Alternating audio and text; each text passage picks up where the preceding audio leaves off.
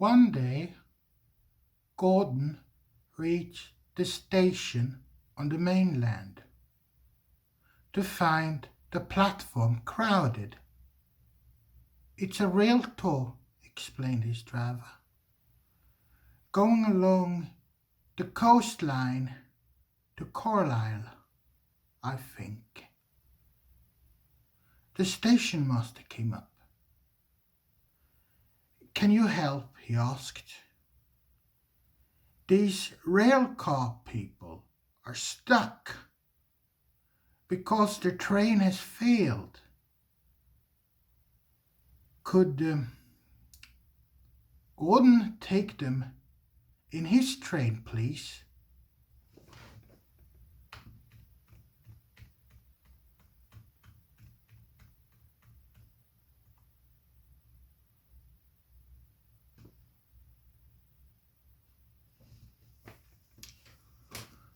Gordon's driver laughed. "You'll have to hold him back, Gordon?" he said. "But you need the Fat Controller's permission. And what about our return train?"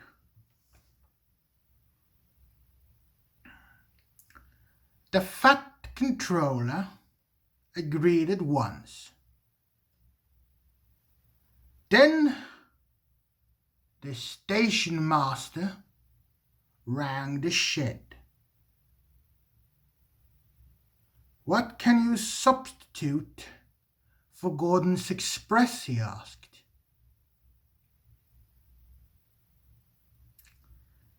There's the high-speed train that came yesterday," they suggested. "It's only got one power car working, but it should keep the Fat Controller's timing."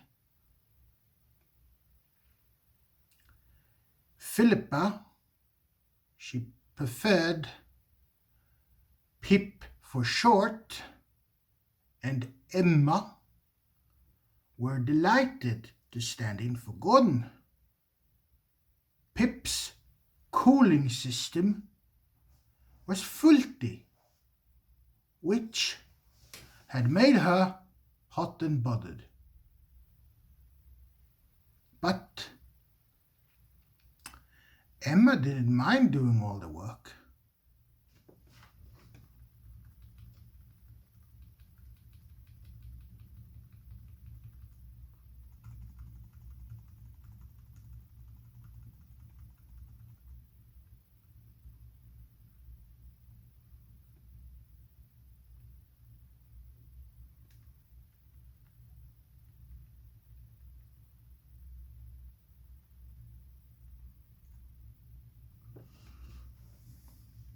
They felt honored to visit the Fat Controller's railway.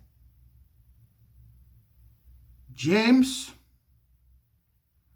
following a little later with a stopping train, was surprised when the signalman at the station beyond the works came up. That high-speed diesel has failed," he said. "Go gently until you reach it and push it to the next loop. Then go around and in front and pull it home." remarked James. "But what about the express passengers? They won't make it to our stops."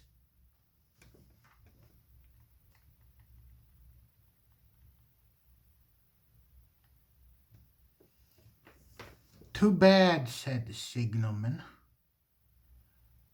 "Better that way than your people missing their stations." James found the failed train about 2 miles in front. He pushed it to the next station. "I'm sorry I can't help," apologized Emma, who was in front. "But we are special lightweight coaches." "That's lucky," said James, who was already feeling poofed. But he found it easier than he expected. Once the train was moving, the coaches followed smoothly. As for the passengers, if they wondered about the extra stops, they didn't complain to the fat controller when they met him.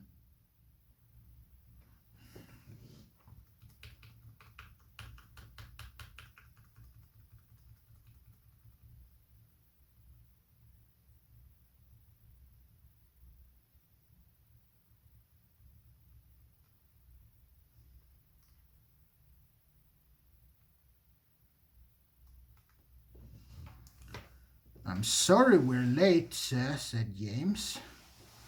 "Well, that's all right, James," said the fat controller. "I am pleased with you. You have saved an awkward situation. Now, please make Pip and Emma feel welcome in the shed while they arrange the journey home." The other engines were quiet at first, but they soon found the two diesels friendly,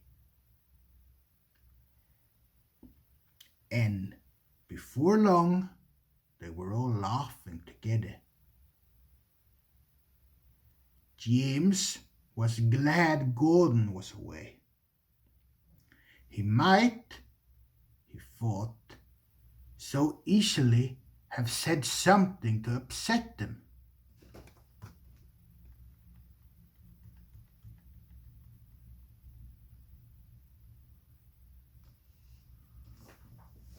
Gordon came home the next day. The fat controller forgave him for his smokescreen and said he was sorry, thinking that his spoiled top hat had been Gordon's fault. He explained, been a steward emptying an ashtray from a carriage window.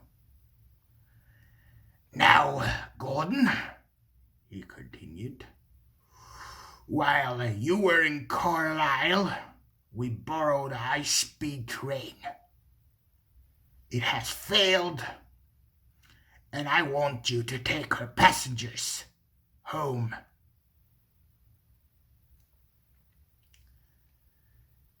He paused and smiled. "Now, show them how we do things here on Sodor, eh?" "Oh, I certainly will," promised Gordon. "Right," said Gordon's driver as they backed towards the train. "Today, Gordon, my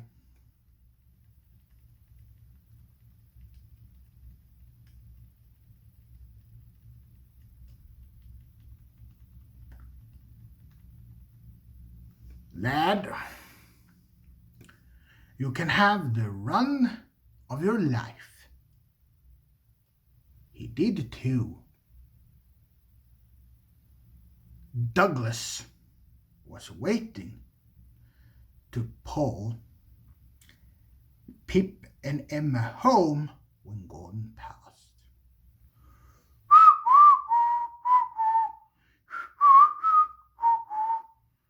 whistled Gordon proudly,